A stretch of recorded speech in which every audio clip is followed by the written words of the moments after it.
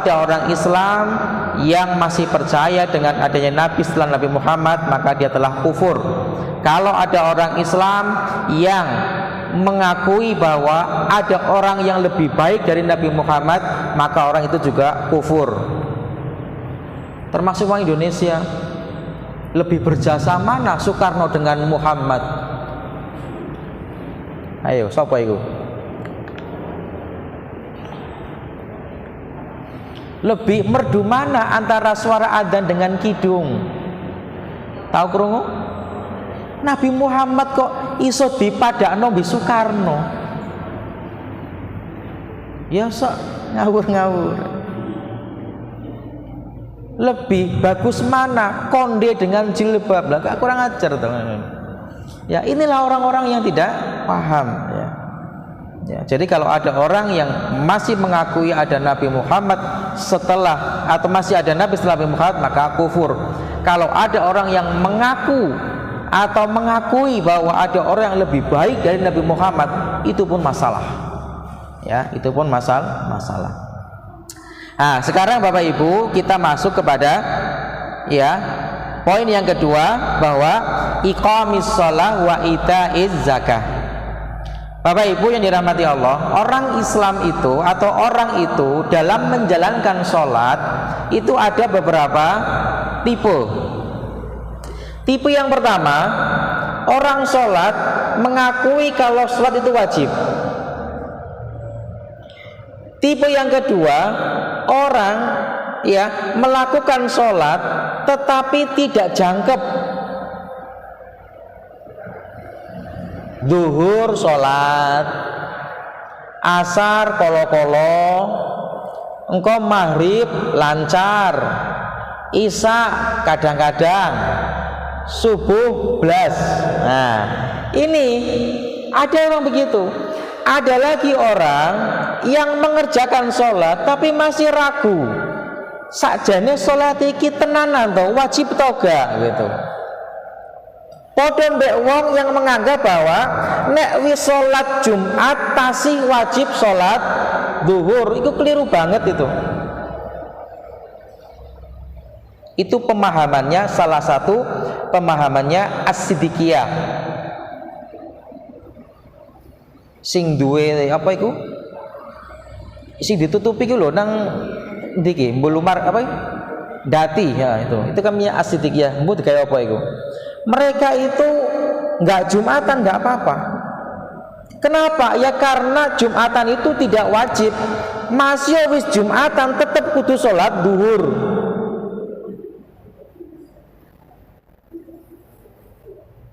Itu ngambil tafsir dari mana?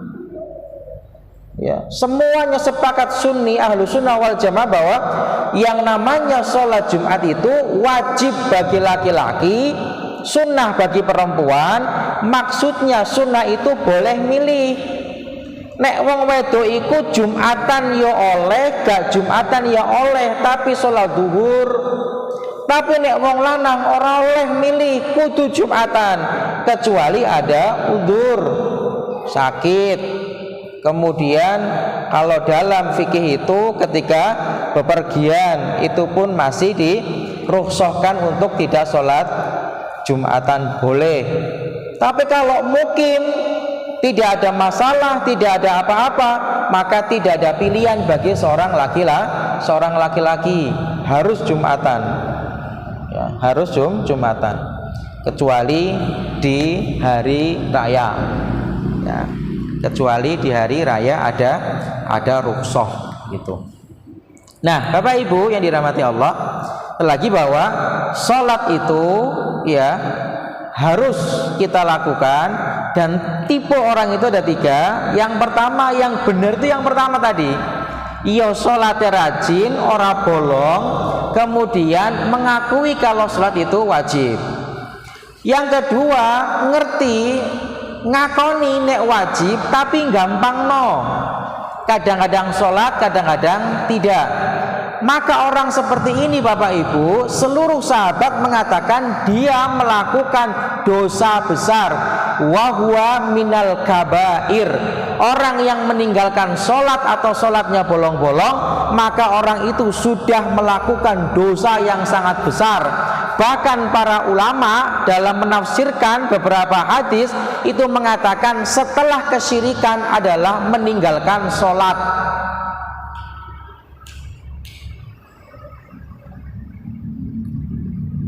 Zina, mateni wong, iku tasih nang ngisore ninggalno salat. Dosa yang paling besar setelah kesyirikan adalah meninggalkan salat, tarkus salat. Makanya saya catat sampai Umar bin Khattab mengatakan la islama liman tarakas salat. Ora dianggap muslim sapa yang mau meninggalkan salat. Itu Umar bin Khattab. Ya, jadi Bapak Ibu ngeri. Ya, makanya kita punya tanggung jawab. Ayo kita cek, ayo kita perhatikan, ayo kita kontrol anak-anak kita, khususnya yang remaja, apakah sholatnya open atau tidak. Ya, orang tua itu punya kewajiban. Ya, jangan sampai nanti kita ini orang soleh kemudian terkendala untuk masuk surga gara-gara kita cuek kepada anak-anak kita. Jarno sak karep-karepmu bah salat bah gak, jarno sak karep-karepmu bah poso bah gak. Hati-hati. Yo sak bandel-bandele anak ya piye maneh. Tetap itu tanggung jawab kita. Kalau kita sudah bosen, capek tanggung jawab kepada anak kita, kawino, rabino. Nek catus bosen ngurusi movie, rabino. Tapi selagi selagi movie belum nikah, itu masih menjadi tanggung jawabnya cak tuh Bebu Umi. Kalau movie kemudian gak sholat, movie gak poso, movie yo dosa, cak tuh nek gak gelem ngelingno yo melu dosa. Tapi nek wis menikah, berumah tangga, itu sudah selesai tanggung jawab kita sebagai seorang tua. Tanggung jawab wong tua iku piro? Yang pertama ketika sudah lahir ngasih nama yang baik dengan akikohnya. Yang kedua, tanggung jawab kita adalah apa? Memberikan pendidikan yang baik. Kemudian tanggung jawab orang tua yang terakhir adalah menikahkan dengan orang yang baik. Nek wis dinikahno tasing ngrepoti wong tua, iku jenenge anak kurang ajar. Ya. Wis omongno, sampean wis gak dadi tanggung jawabku, mergone wis berumah tangga. Orang tua kalau mau membantu monggo sak mampunya, jangan sampai dipaksakan.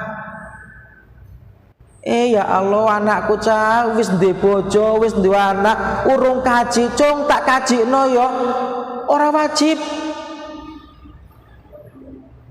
Tidak wajib orang tua mengkajikan anaknya yang sudah berumah tangga. Nek sampean tawari daripada sampean kajino aku kekno aku duwe yo. Karena orang tua tidak ada kewajiban menghajikan atau mengumrohkan anak yang sudah berumah tangga. Ya, itu tadi ya. La islama liman tarokas sholat. Ora dianggap wong Islam jere Umar bin Khattab kalau orang itu senengane ninggalno sholat. Makanya di hadis yang lain dikatakan Rasulullah bainal abdi wasyirku wal kufri tarkus sholat. Pembeda antara seorang muslim dengan orang kafir, dengan orang musyrik apa? Tarkus sholat, yaitu meninggalkan sholat.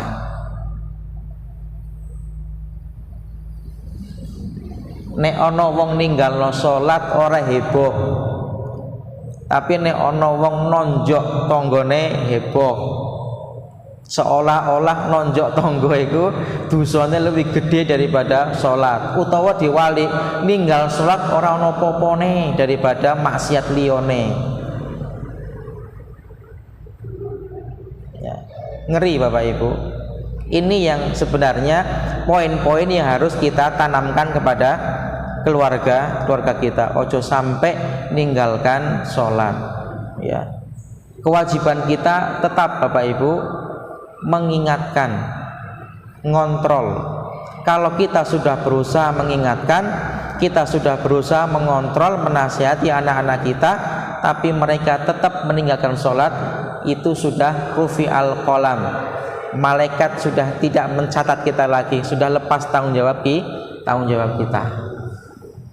Ya, mesti ono toh. Ya, rata-rata keluarga iku yo ono sing beling. Ya. Sijine dadi ustad, sijine dadi preman, sijine sregep, sijine gak patio. Ya. Itu sudah menjadi sunatullah. Tapi mudah-mudahan keluarga kita semuanya baik-baik saja. Amin. Tarkus sholat, tidak boleh meninggalkan sholat. Yang ketiga, wa itaiz zakah. Orang Islam itu Bapak Ibu, sesuai yang saya sampaikan kemarin adalah harus mengeluarkan zakat. Nah, zakat Bapak Ibu yang sangat dekat dengan kehidupan kita itu 3. Yang pertama zakat perniagaan, yang kedua zakat pertanian, yang ketiga zakat profesi. Nah, ini yang ketiga ini yang menjadi polemik di antara umat muslim. Zakat pertanian jelas Bapak Ibu jenengan paham semuanya. Nek ono wong kalau kita panen hasile iku luwih teko 6 kintal 53 kilo, maka wajib mengeluarkan zakat. Berapa persen? 10%. Berarti nek awak dhewe duwe pertanian padi, kemudian entuk panenan 1 ton, maka zakatnya 1 kintal. Perniagaan, perdagangan misalkan, perdagangan itu zakatnya adalah menggunakan nisab berapa? 85 gram emas 24 karat. Caranya bagaimana? Caranya adalah kalau kita berniaga, kemudian setelah ditotal 1 tahun ternyata hasilnya dan bukan cuma hasilnya tok loh ya, hasilnya dan modalnya itu mencapai nisab 85 gram emas, maka kita diwajibkan mengeluarkan zakat berapa? 2,5%.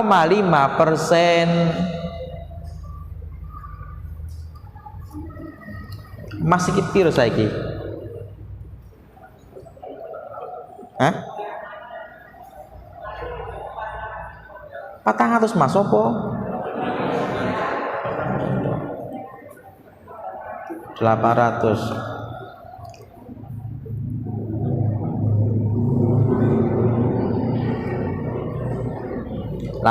Ya. 800.000 kali 85. Nek awak dhewe duwe tabungan utawa duwe duit utawa duwe perniagaan, iku jumlahe nek ditotal 68 juta, maka wajib dikeluarkan zakatnya 2,5%. Pak, bagaimana kalau tabungan haji? Maksudnya tabungan yang seperti apa? Aku iki wis daftar kaji, terus aku nabung. Daftar itu kan piro? Selawe 500 toh? Nah, iku reso dihitung. Karena itu sudah bukan milik kita. Yang dihitung itu nek sampeyan nyiapno. nyiapno digawe budalai 10 tahun, nyiapno nyelengi ben wulan iku 500.000 ping 10 tahun. Engko suatu saat ono mentok, oh ternyata celenganku sing digawe kaji wis melebihi 68 juta. Maka orang yang punya tabungan untuk haji, persiapan haji di atas 68 juta kudu zakati bentahun sampai duit entek digawe kaji. Begitu Bapak Ibu. Sama dengan dagangan kita. Dagangan kita itu antara laba dengan modal dijumlahkan. Kalau sampai batas nisab 68 juta, maka kita wajib mengeluarkan zakatnya. Yang dikeluarkan bukan hanya hasilnya, tetapi juga termasuk modalnya. Modal itu yang bisa dijual, bukan modal yang tidak bisa dijual. Aku ora ngerti bahasane apa istilah ngono iku. Nek sampeyan duwe omah utawa duwe toko, kemudian ono barang, ono hasil penjualan, tokone ora usah dihitung, sing dihitung barange dan hasilnya. Toko iku ono rak-rake apa jane iku? Etalase ya. Ono etalasene ora usah dihitung etalasene. Sing dihitung iku sing nang dhuwure etalase. Apa iku? Barang dagangannya. Jadi itu yang perlu dihitung. Nah, Bapak Ibu yang dirahmati Allah, sekarang zakat profesi. Zakat profesi itu Bapak Ibu, pencetus pertama itu adalah seorang ulama kontemporer bernama Profesor atau Dr. Yusuf Qaradawi. Tahun berapa? Tahun 1969. Pertama kali muncul terkait dengan zakat profesi adalah Dr. Yusuf Qaradawi. Zakat profesi ini disebut oleh beliau dengan zakatul kasb atau zakatul kasb, zakat penghasilan, kok perdagangan, zakat penghasilan. Kemudian direspon oleh Muhammadiyah pada tahun 2000 ketika berkumpul seluruh tarjih tokoh-tokoh Muhammadiyah di Jakarta mencetuskan bahwa zakat profesi wajib bagi Muhammadiyah. Kemudian di tahun 2001 seorang tokoh yang luar biasa namanya Profesor Dr. Didin Hafidzuddin, Rektor Universitas Ibnu Khaldun Bogor, menulis buku yang sangat tebal namanya buku Fiqhuz Zakah, warna hijau sakmene kandele. Itu mengatakan bahwa zakat profesi selayaknya dilaksanakan oleh umat Islam. Caranya bagaimana? Caranya menggunakan haul dan nisab. Nisabnya sama 85 gram, haulnya 1 tahun. Kalau jenengan punya penghasilan setiap bulan misalkan 10 juta, maka dihitung dalam jangka waktu 1 tahun piro Busri? 10 juta ping rolas berarti 120 juta. Nah, ini menurut Muhammadiyah harus dicengklong 2,5%. Terserah mau diambil setiap bulan atau nanti di akhir tahun. Piro Pak nek 2,5%? 120 juta.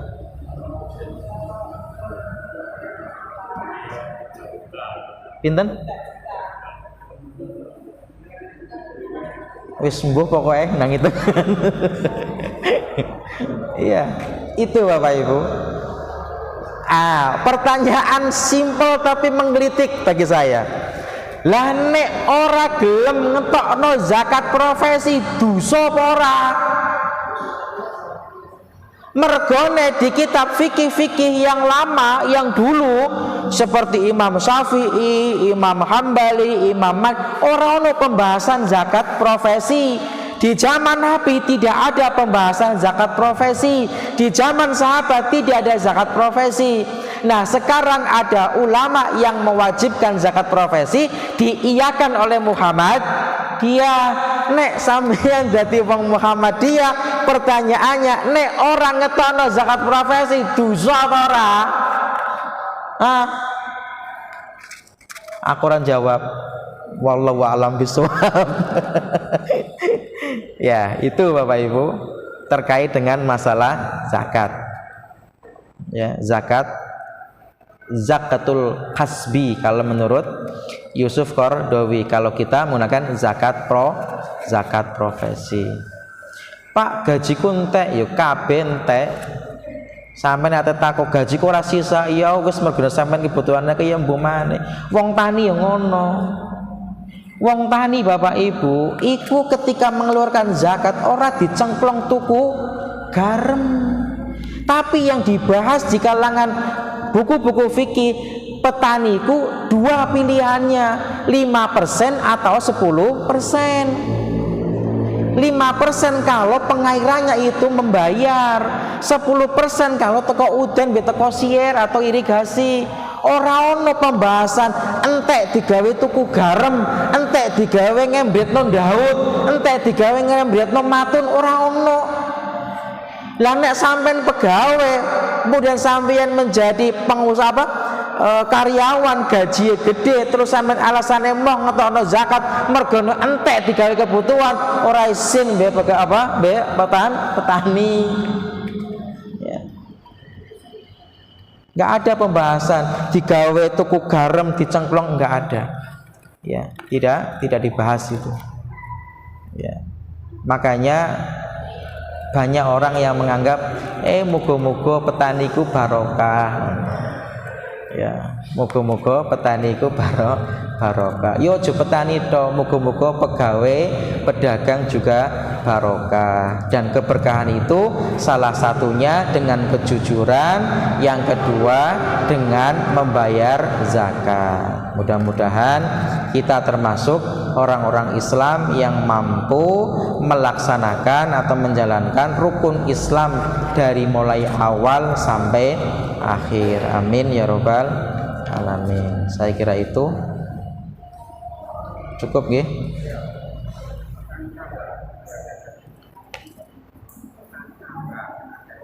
Tambah Bapak Ibu, tambah itu ya zakatnya itu termasuk perniagaan.